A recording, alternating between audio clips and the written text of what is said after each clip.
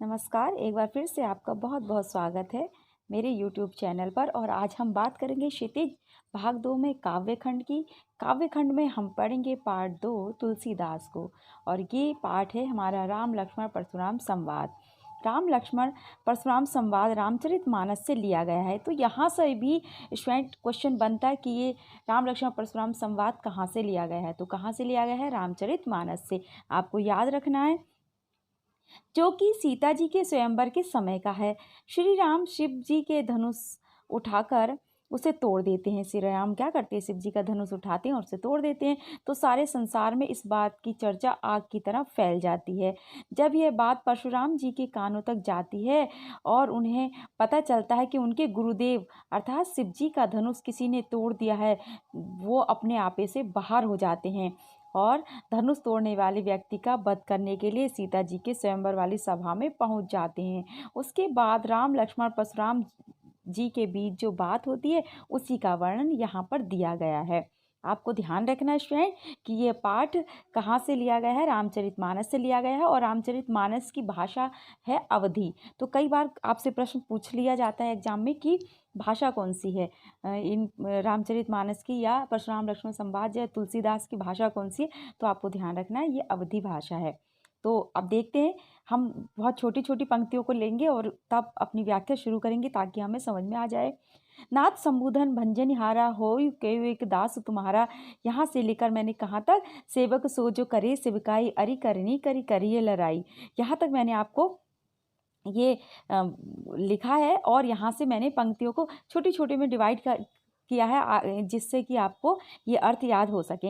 इन पंक्तियों में श्री राम परशुराम जी से कह रहे हैं कि हे नाथ, शिव जी के धनुष को तोड़ने की शक्ति तो केवल आपके दास में ही हो सकती है, इसलिए वह आपका ही कोई दास होगा जिसने इस धनुष को तोड़ा है। अब बताइए क्या आज्ञा है, मुझे आदेश दें। यह सुनकर परशुराम जी और क्रोधित हो जाते हैं और कहते हैं कि सेवक वही हो सकता है जो सेवकों जैसा काम करे। यह धनुष तोड़कर उसने शत्रुता का काम किया है और इसका परिणाम युद्ध ही है। उसने इस धनुष को तोड़कर मुझे युद्ध के लिए ललकारा है, इसलिए वह मेरे सामने आ जाए। अर्थात कहते हैं कि भाई जिसने भी धनुष तोड़ा है उसने कोई सेवक वाला काम तो किया नहीं, शत्रु का काम किया, तो भाई उससे तो लड़ाई करनी चाहिए। अब देखते हैं आगे। सुनहु राम जे शिव धनु तोरा, सहस बाहु सम सो रिपु मोरा, सो बिल गाऊ बिहाई समाजा, नत मारे जय ही सब राजा। सुनी मुनि बचन लखन मुस्काने, बोले परसु धरहि अपमाने अवमाने, बहु धनु ही तोरी लड़काई, कबू न सिरिस कीनी गुसाई। यही धनु पर ममता कही हेतु, सुनि रिसाई कह भृगुकुल केतु। अब परशुराम जी श्री राम से कहते हैं कि जिसने भी शिव जी के धनुष को तोड़ा है वह इस स्वयंवर को छोड़कर अलग खड़ा हो जाए, नहीं तो इस दरबार में उपस्थित सारे राजाओं को अपनी जान से हाथ धोना पड़ सकता है। परशुराम की क्रोध से भरे स्वर को सुनकर लक्ष्मण उनका मजाक उड़ाते हुए कहते हैं कि हे मुनिवर, हम बचपन में खेल खेल में ऐसे कई धनुष तोड़ चुके हैं, तब तो आप क्रोधित नहीं हुए, परंतु यह धनुष आपको इतना प्रिय क्यों है जो इसके टूट जाने पर आप इतना क्रोधित हो उठे हैं और जिसने यह धनुष तोड़ा है उससे युद्ध करने के लिए तैयार हो गए हैं। अब देखिए परशुराम फिर क्रोधित होते हैं, कहते हैं फिर, रे नृप बालक काल बस बोलत तो ही न संभार, धनु ही सम त्रिपुरारी धनु विदित सकल संसार। अब परशुराम जी कहते हैं, हे राजपूत यानी कि हे राजा के बेटे, तुम काल के वश में हो, अर्थात तुम में अहंकार समाया हुआ है, इसी कारण तुम्हें यह नहीं पता चल पा रहा है कि तुम बोल क्या रहे हो।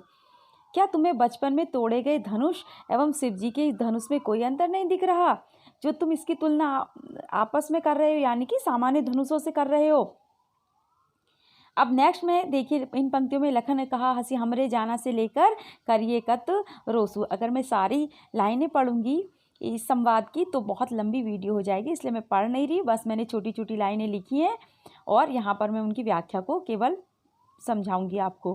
परशुराम की बात सुनने के उपरांत लक्ष्मण मुस्कुराते हुए व्यंग पूर्वक उनसे कहते हैं कि हमें तो सारे धनुष एक जैसे ही दिखाई देते हैं, किसी में कोई फर्क नजर नहीं आता। फिर इस पुराने धनुष के टूट जाने पर ऐसी क्या आफत आ गई है जो आप इतना क्रोधित हो उठे हैं? जब लक्ष्मण परशुराम जी से यह बात कह रहे थे तब उन्हें श्री राम तिरछी आंखों से चुप रहने का इशारा कर रहे थे। आगे लक्ष्मण कहते हैं, इस धनुष के टूटने में श्री राम का कोई दोष नहीं है, क्योंकि इस धनुष को श्री राम ने केवल छुआ मात्र था और यह टूट गया। अब व्यर्थ में इतने क्रोधित हो रहे हैं। फिर बोले, चिते परसु की ओरा, यहाँ से लेकर परसु बिलोक महीप कुमारा। अब परशुराम लक्ष्मण जी की इन व्यंग से भरी बातों को सुनकर और भी ज़्यादा क्रोधित हो जाते हैं। वे अपने फरसे की तरफ देखते हुए बोलते हैं, हे मूर्ख लक्ष्मण, लगता है तुझे मेरे व्यक्तित्व के बारे में पता नहीं। मैं अभी तक बालक समझकर तुझे क्षमा कर रहा था, परंतु तू मुझे एक साधारण मुनि समझ बैठा है। तो कहते हैं, बहुत क्रोधित हो जाते हैं परशुराम और कहते हैं, भाई तुम्हें बच्चा समझ के छोड़ रहा था, लेकिन तुम तो समझ ही नहीं रहे हो मेरी बात और मुझे साधारण मुनि समझ रहे हो, ऋषि समझ रहे हो साधारण। मैं बचपन से ही बाल ब्रह्मचारी हूँ, अर्थात ब्रह्मचारी हूँ। सारा संसार मेरे क्रोध से अच्छी तरह से पहचानता है, सारा संसार मेरे क्रोध को अच्छी तरह से जानता है। मैं क्षत्रियों का सबसे बड़ा शत्रु हूँ। अपने बाजुओं के बल पर मैंने कई बार इस पृथ्वी से क्षत्रियों का सर्वनाश किया है और इस पृथ्वी को जीत कर ब्राह्मणों को दान में दिया है। इसलिए हे राजकुमार लक्ष्मण, मेरे फरसे को तुम ध्यान से देख लो। यही वह फरसा है जिससे मैंने सहस्रबाहु का संहार किया था। अब फिर क्या होता है आगे देखते हैं। मातु पितहि जानी सोच बस करसि महिष किशोर, गर्वन के अर्भक दलन परसु मोर अति घोर। अब फिर कहते हैं परशुराम, हे राजकुमार बालक, तुम मुझसे भिड़कर अपने माता पिता को चिंता में मत डालो, अर्थात अपनी मृत्यु को न्योता मत दो। मेरे हाथ में वही फरसा है जिसकी गर्जना सुनकर गर्भ में पल रहे बच्चे का भी नाश हो जाता है। अब देखते हैं क्या होता है आगे। बिहसी लखन बोले मृदुबानी, अहो मुनीस महाभटमानी, पुनि पुनि मुहि दिखाव कुठारू, चहत उड़ावन फूकी पहारू। यहाँ कुम्हड़ बतुआ कोई ना हूँ, जे तर्जनी देख मरी जाही। यानी कि अब परशुराम की डींगे सुनकर लक्ष्मण बड़े मन में उनकी तरफ व्यंग बाण छोड़ते हैं और मुस्कुराते हुए कहते हैं कि, और बड़े प्रेम भरे स्वर में बोलते हैं कि परशुराम तो जाने माने योद्धा निकले। क्या कहते हैं, अर्थात उनका अपमान करते हुए बोलते हैं परशुराम का कि अरे परशुराम तो जाने माने योद्धा निकले, आप तो अपना फरसा दिखाकर ही मुझे डराना चाहते हैं, मानो फूंक से ही पहाड़ उड़ाना चाहते हो। परंतु मैं कोई छुई मुई का वृक्ष नहीं हूँ जिसे आप अपनी तर्जनी उंगली दिखाकर मुरझा सकते हैं। अर्थात छुई मुई एक वृक्ष होता है जिसकी तरफ अगर आप अपनी फिंगर से इशारा करेंगे या उसके पत्ते के पास में अपनी उंगली लाएंगे तो वह पत्ते मुरझा जाते हैं। और कुम्हड़बतिया का अर्थ है कुम्हड़े का छोटा सा पौधा, छोटा सा फल, कुम्हड़े का छोटा सा फल जिसको पेठा भी कहते हैं। अर्थात कोई भी छोटा पौधा होता है और यह फल होता है, उसकी तरफ कहते हैं कि अपनी तर्जनी उंगली से इशारा नहीं करना चाहिए, क्योंकि हमारी तर्जनी उंगली में क्या होता है, निगेटिविटी भरी होती है, नकारात्मकता होती है। इसलिए तो लक्ष्मण क्या कहते हैं कि भाई मैं कोई छुई मुई का या कुम्हड़े का कोई कुम्हड़बतिया नहीं हूँ, मैं यहाँ पर कोई भी कुम्हड़बतिया नहीं है, कोई ऐसा छुई मुई नहीं है जिसे आप अपनी तर्जनी उंगली दिखाकर मुरझा सकते हैं। मैं आपकी इन बड़ी बड़ी डींगों से डरने वालों में से नहीं हूँ। अब फिर क्या होता है, देखिए कुठारू सरासन बाना से लेकर व्यर्थ धरहूँ धनु बाण कुठारा तक। इन पंक्तियों में लक्ष्मण कहते हैं, मैंने आपके हाथ में कुल्हाड़ा और कंधे पे टंगा जो तीर धनुष देखकर आपको एक वीर योद्धा समझा, कि मैंने तो भाई देखा था बस ऐसे ही आपको कि आपने तो कुल्हाड़ी भी टांगी हुई है, धनुष और तीर धनुष भी हैं आपके पास, तो बस मैंने तो आपको योद्धा समझ लिया था और अभिमान पूर्वक कुछ ऐसे ही कह दिया था। आपको ऋषि भृगु का पुत्र मानकर एवं कांधे पर जनेऊ देखकर आपके द्वारा किए गए सारे अपमान सहन कर लिए और क्रोध की अग्नि को जलने नहीं दिया, अर्थात मैं क्रोधित नहीं हुआ। देखो मैंने आपका इतना सम्मान किया। पर लक्ष्मण ऐसा बोलते हैं परशुराम से। वैसे भी हमारे कुल की यह परंपरा है कि हम देवता, ब्राह्मण, भक्त एवं गाय के ऊपर अपनी वीरता नहीं आजमाते। आप तो ब्राह्मण हैं और मैं आपका वध करूं तो मुझे ही पाप लगेगा। आप अगर मेरा वध भी कर देते हैं तो मुझे आपके चरणों में ही झुकना पड़ेगा। यही हमारे कुल की मर्यादा है। फिर आगे लक्ष्मण कहते हैं कि आपके वचन ही किसी वज्र की भांति कठोर हैं, तो फिर आपको इस कुल्हाड़े और धनुष की क्या जरूरत है, अर्थात आप इस कुल्हाड़े और अर्थात इस फरसे और धनुष का बोझ क्यों उठा रहे हैं। आपके तो शब्द ही, आपके तो वचन ही क्या हैं, बिल्कुल वज्र की समान है, लोगों को परास्त कर सकते हैं। फिर है, जो बिलो की अनुचित कहूँ क्षमऊ महामुनि धीर, सुनी सरोज भृगुवंश मणि, बोले गिरा गंभीर। यह सुनकर ऋषि विश्वामित्र जी ने परशुराम जी से कहा, हे मुनिवर, यदि इस बालक ने आपका अपमान किया है और आपको कुछ अनाप शनाप बोला है तो कृपया इसे क्षमा कर दीजिए। कौशिक सुनहु मंद यहु बालक। अब देखिए क्या कहते हैं, कौशिक सुनहु मंद, कौशिक जी कहा गया विश्वामित्र को। अब यहाँ से विश्वामित्र से बात शुरू हो जाती परशुराम की, और कहाँ तक, कही प्रताप बल रोसो हमारा। अब विश्वामित्र की बात सुनकर परशुराम कहते हैं, हे विश्वामित्र, यह बालक बहुत ही मंदबुद्धि बाला और मूर्ख एवं उद्दंड है, जिसके कारण यह अपने ही कुल का नाश कर बैठेगा। इसे सत्य का ज्ञान नहीं है। ये चंद्रमा में लगे दाग की तरह अपने कुल के लिए एक कलंक है। इसको काल ने घेर रखा है। मैं चाहूँ तो क्षण भर में ही इसका अंत कर सकता हूँ। फिर मुझे तुम दोष मत देना। अगर तुम इस बालक की सलामती चाहते हो तो मेरे प्रताप, बल, क्रोध के बारे में इसे बतलाओ और इसे शांत कर दो, इसे समझाओ। ऐसा परशुराम विश्वामित्र से कहते हैं। और फिर से लक्ष्मण बोलने लगते हैं। क्या कहते हैं, लखन कहे मुनि सुजसु तुम्हारा से लेकर गारी देत न पाभो शोभा। अब ऐसे शब्द सुने परशुराम के, लक्ष्मण ने फिर से बोल पड़ते हैं। वो कहते हैं, अब परशुराम की बात सुनकर लक्ष्मण कहते हैं, हे मुनिवर, आप अपनी वीरता का बखान करते हुए थक नहीं रहे हो। आपने कई प्रकार से अपनी वीरता के बारे में बतलाया है। आपके बल और साहस के बारे में आपसे अच्छा भला कौन बता सकता है। अगर इतने से भी आपका मन न भरा हो तो अपना क्रोध सहन कर खुद को पीड़ा ना दें, अपितु फिर से अपनी वीरता का बखान कर लें। आप एक वीर पुरुष हैं जिनमें धैर्य और क्षमा व्याप्त है। आपके मुंह से अपशब्द शोभा नहीं देते। ऐसा लक्ष्मण ने कहा और फिर से परशुराम को क्रोधित कर दिया। सूर समर करनी करही कहीं न जनाबहु आप, विद्यमान रन पाए रिपु कायर कथई प्रतापु। अब क्या कहते हैं, फिर से कहते हैं, कौन, लक्ष्मण फिर से कहते हैं कि सूरवीर युद्ध में अपनी सूरवीरता का प्रदर्शन करते हैं। जो सूरवीर होते हैं, जो योद्धा होते हैं, वो तो युद्ध में अपनी वीरता का प्रदर्शन करते हैं। वे अपने मुंह मियाँ मिट्टू नहीं बनते, अर्थात अपनी तारीफ खुद नहीं करते और अपने मुख से प्रशंसा नहीं करते, और रणभूमि में अपने शत्रु को सामने पाकर कायरों की तरह बातों में व्यर्थ समय नहीं बिताते, अपितु युद्ध करके अपनी वीरता का परिचय देते हैं। फिर से देखते हैं, तुम्हें तो कालू हाँ को जनु लावा। और यहाँ से लेकर कहाँ तक की व्याख्या है, अब यहू मरनिहार भा साँचा। अब भाई लक्ष्मण की ऐसी बातें सुनकर परशुराम को तो और क्रोध आ गया, और परशुराम कहते हैं, हे मुनिवर, ऐसा लग रहा है, लक्ष्मण जी परशुराम से कहते हैं, सॉरी, अब फिर से लक्ष्मण और कहते हैं, उनके क्रोध को बढ़ाते हुए कहते हैं, लक्ष्मण जी परशुराम से कहते हैं, हे मुनिवर, ऐसा लग रहा कि आप मृत्यु को मेरे लिए हाँक लगाकर बुलाकर ले आए हैं, यानी कि आप हाँक लगाकर बुला रहे हो मेरे लिए मृत्यु को। और लक्ष्मण के इस व्यंग को सुनकर परशुराम बहुत ही क्रोधित हो जाते हैं और अपने फरसे को हाथ में लेकर बोलते हैं कि इस बालक के वध के लिए संसार मुझे दोष ना दे, क्योंकि इसने खुद अपने कटु वचनों के सहारे अपनी मौत को बुलाया है। मैंने इसे बालक समझकर कई बार क्षमा किया, परंतु अब यह मरने योग्य हो गया है, अर्थात अब यह मानने वाला नहीं है और मैं इसे अब मार ही दूंगा। इतने क्रोधित हो चुके थे परशुराम जी लक्ष्मण की बातों से।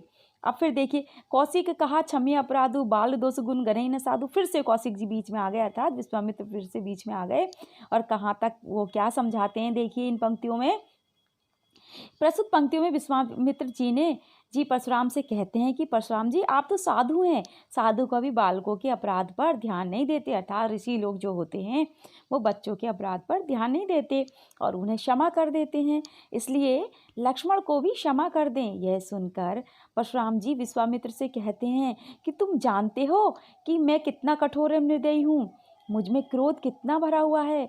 मेरे सामने यह मेरे गुरु का अपमान किए जा रहा है और मेरे हाथों में फरसा होने के बावजूद भी मैंने अभी तक इसका वध नहीं किया है। अगर यह जीवित खड़ा है तो सिर्फ तुम्हारे प्रेम और सद्भाव के लिए। ऐसा परशुराम कहते हैं विश्वामित्र से कि केवल तुम्हारे स्वभाव की वजह से यह अभी तक जीवित है, नहीं तो अभी तक मैं अपने फरसे से बिना किसी परिश्रम के इसे काट कर इसका वध कर देता और अपनी गुरु दक्षिणा चुका देता। अब देखिए क्या होता है, उसके बाद ऐसी परशुराम की बातें सुनते हैं और जो गादीसुनु अर्थात विश्वामित्र होते हैं वो कहते हैं, मन ही मन हंसने लगते हैं। गादीसुनु क्या है, हृदय हसी मुनि हरिहरे सूज असमय अयमय खांड न रुख मऊ अजऊ न बूझ अबूझ। फिर से अब विश्वामित्र हंसने लगते हैं, मन ही मन हंसते हैं और कहते हैं, उनकी बातें सुनकर, किसकी, परशुराम की, ये सुनकर विश्वामित्र जी मन ही मन हंसने लगते हैं और सोचते हैं कि परशुराम जी ने सभी क्षत्रियों को हराया है तो वे राम लक्ष्मण को भी साधारण क्षत्रिय मानकर उन्हें आसानी से हराने के बारे में सोच रहे हैं। परंतु उन्हें इस बात का ज्ञान नहीं है कि उनके समक्ष कोई गन्ने के रस से बना गुड़ नहीं है, गन्ने के रस से बनी हुई कोई खांड नहीं है, अपितु लोहे के फौलाद से बनी तेज तलवार है। अर्थात राम एवं लक्ष्मण को वे साधारण क्षत्रिय समझने की भूल कर रहे हैं, जबकि दोनों ही शूरवीर एवं पराक्रमी हैं। कौन, राम और लक्ष्मण। अब यही बात सोचकर मन ही मन गादीसुनु जो थे, विश्वामित्र कहा गया है, गादीसुनु को, विश्वामित्र को क्या कहा गया है, गादीसुनु, तो वह मन मन हंस रहे थे कि मुनि को तो बस हरा हरा सूझ रहा है। अब देखिए अगली लाइनें देखते हैं। कहेऊ लखन मुनुशील तुम्हारा से लेकर तुरंत देहूं में थैली खोली। अब लक्ष्मण परशुराम जी से फिर से कहने लगते हैं, भाई फिर से लक्ष्मण फिर परशुराम को फिर चिढ़ाने लगते हैं कि हे मुनिवर, आपके शील स्वभाव से पूरा संसार भली भांति परिचित है। आप अपने माता पिता के कर्ज से तो पूरी तरह मुक्त हो चुके, परंतु अभी तक आपके ऊपर गुरु ऋण बाकी बचा हुआ है, जिसे आप जल्द से जल्द उतारना चाहते हैं और इसी कारण आप मेरा वध करने पर तुले हुए हैं। यह ठीक भी है, क्योंकि बहुत दिन हो चुके हैं, अब तक आपके ऊपर गुरु ऋण का बहुत ब्याज चढ़ चुका होगा, तो फिर देर करने की जरूरत नहीं है। किसी हिसाब किताब करने वाले को बुला लीजिए, मैं देर किए बिना अपनी थैली खोलकर सारी धनराशि चुका दूंगा। फिर से लक्ष्मण ने परशुराम को क्रोधित कर दिया।